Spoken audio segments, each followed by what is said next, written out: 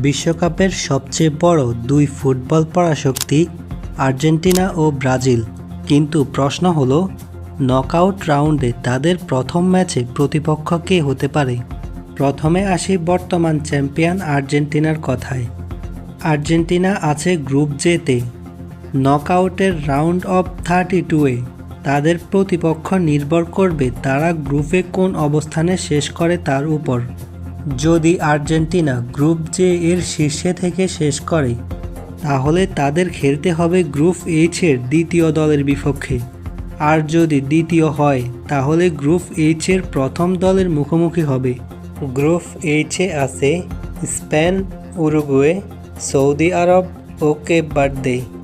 তাই সম্ভাব্যভাবে আর্জেন্টিনার সামনে আসতে পারে স্পেন বা উরুগুয়ের মতো বড় দল। অর্থাৎ মেসির আর্জেন্টিনাকে শুরু থেকেই কঠিন পরীক্ষার মুখোমুখি হতে হবে। এবার ব্রাজিলের দিকে তাকাই। ব্রাজিল আছে গ্রুপ সিতে।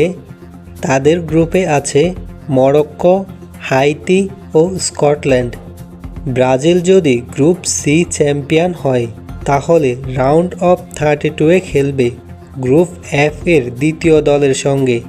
আর যদি দ্বিতীয় হয়, তাহলে রাউন্ড অফ এফ এর প্রথম দলের বিপক্ষে খেলতে হবে। গ্রুপ এফে আছে নেদারল্যান্ডস, জাপান, সুইডেন ও তিউনিসিয়া। তাই ব্রাজিলের সম্ভাব্য প্রতিপক্ষ হতে পারে নেদারল্যান্ডস বা জাপানের মতো শক্তিশালী দল। ব্রাজিলের জন্য সবচেয়ে বড় চ্যালেঞ্জ হতে পারে ইউরোপের শক্তিশালী কোনো দলের বিপক্ষে দ্রুত নকআউট ম্যাচ খেলা। তাহলে সংক্ষেপে বলতে গেলে, আর্জেন্টিনার সম্ভাব্য প্রতিপক্ষ গ্রুপ এইচ থেকে, আর ব্রাজিলের সম্ভাব্য প্রতিপক্ষ গ্রুপ এফ থেকে আসবে। তবে চূড়ান্ত প্রতিপক্ষ নির্ধারণ হবে গ্রুপ পর্বের ফলাফলের পর। বিশ্বকাপের আসল উত্তেজনা শুরু হয় নকআউট থেকে।